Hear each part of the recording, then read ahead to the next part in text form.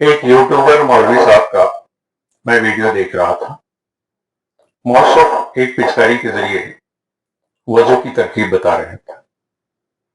हर बात बिदत बिदत कहने वालों, बिदत की गर्दन लगाने वालों, अब तुम्हारे पास एक गिलास पानी में पिचकारी के जरिए ये वजू की जो तरकीब तुमने बताई है, ये कहां पर है?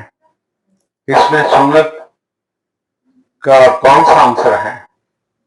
वजू के 4 फराइज हैं और चारों फराइज में यह शर्त है कि अज़्व बदन पर, यानी चेहरे पर, कोहनियों समेत हाथों पर, टखनों समेत पैरों के पंजों पर मुकम्मल तरीके से पानी बहाया जाए।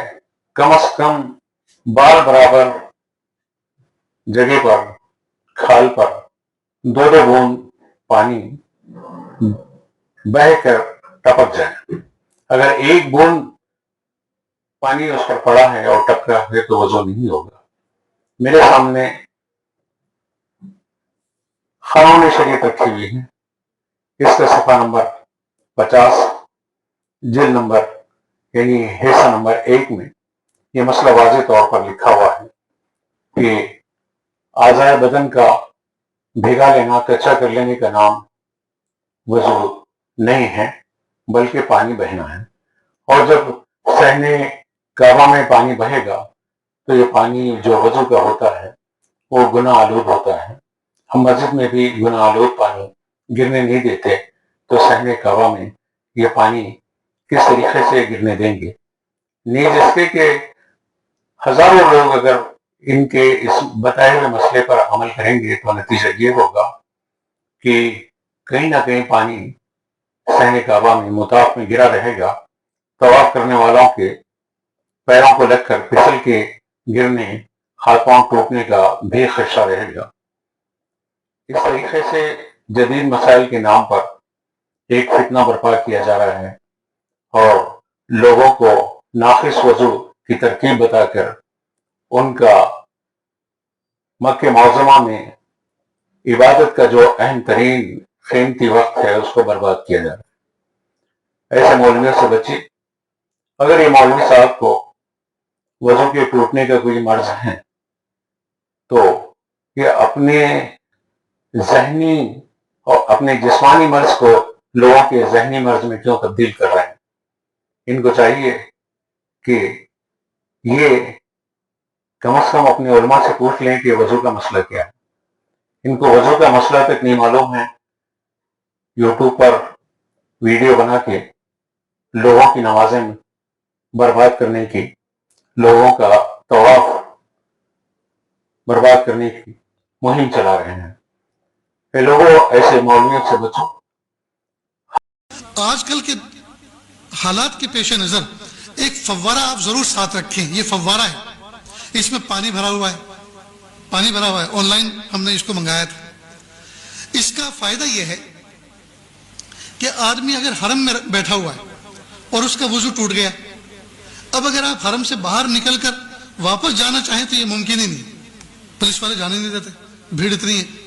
अब वजू टूट गया, जगह भी संभालनी है, नमाज भी पढ़नी है जमात के साथ और वजू भी करना, अब क्या करें? तो आप ऐसा अपने हैंड पर्स के अंदर साथ में हर वक्त पानी भर के रखें और इससे आप वजू कर लें। इससे वजू करने का तरीका बहुत आसान है। जैसे मेरा कंधे का रुमाल है, ये छोटा सा जो नैपकिन आता है थोड़ा मोटे वाला, वो अपने साथ हर वक्त रखें, उसको गोद में बिछा लें, ठीक, और आस्तीन चढ़ाएं और इससे वजू करने का तरीका यह है कि वजू में सबसे पहले कुल्ली की जाती है, हाथ धोए जाते हैं, ठीक, उसके बाद कुल्ली की जाती है, नाक में पानी डाला जाता है, लेकिन ये फर्ज नहीं है। ये अगर नहीं भी होगा तो भी वजू हो जाएगा। सबसे पहला फरीजा क्या है? चेहरे का धोना, पेशानी के बालों से ठोड़ी के नीचे तक, एक कान के लो से दूसरे कान के लो तक, ये नंबर 1 फरीजा है। लिहाजा उसका अदा करने का तरीका यह है कि आप ऐसे करें,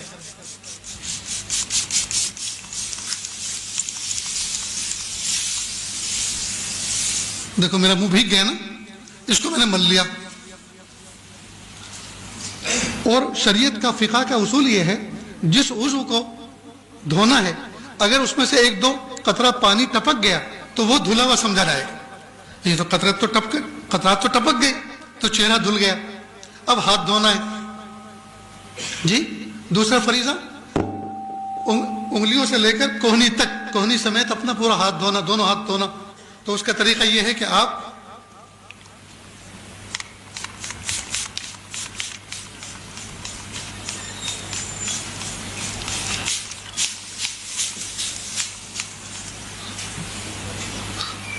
یہ آپ کا ہاتھ دھل گیا، ٹھیک.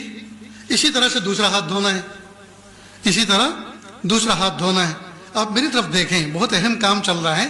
دروازہ کھولنا تو آپ نے یہ بچپن سے دیکھتے آئے، کھولتے بھی ہیں اور بند بھی کرتے. تم بھی کھڑے ہو یار، جو نہیں دیکھنے کا ہے وہ دیکھتے ہو، جو دیکھنا ہے اس کو نہیں دیکھتے.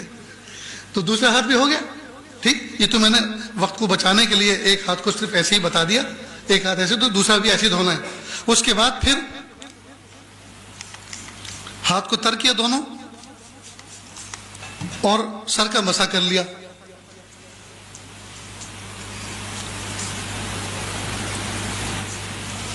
ہو گیا مسح. اسی طرح دونوں پیر کو دونوں. اب نہ دریا بہا،